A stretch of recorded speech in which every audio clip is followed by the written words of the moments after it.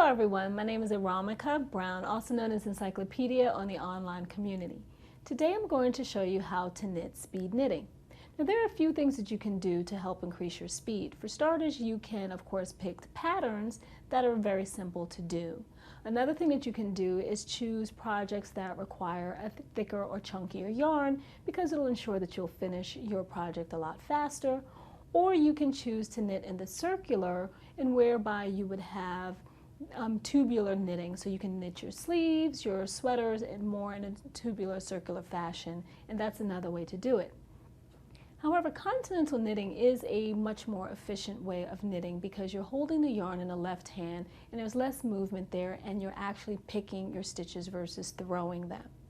So here are a few techniques to help to increase your speed with continental knitting. You would take your knitting needle with your stitches on them,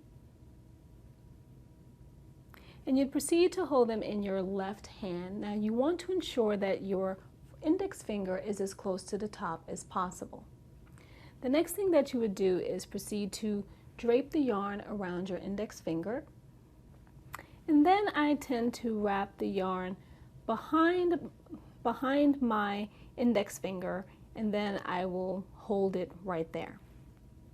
Now, one of the things that's very important to remember is that when you are knitting continental and trying to increase your speed, you're trying to minimize the range of motions that your hand makes.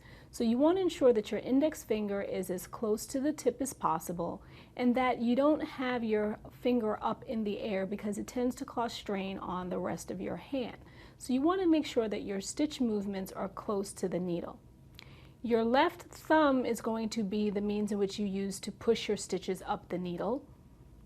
And then as you have your right needle, your right index finger will be close to the edge, and then your right thumb will be the one that you use to regulate and hold the stitches as you're moving them.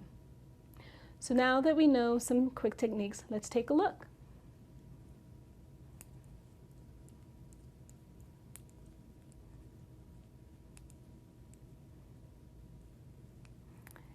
And these are a few of the techniques that you can use to help speed up your knitting.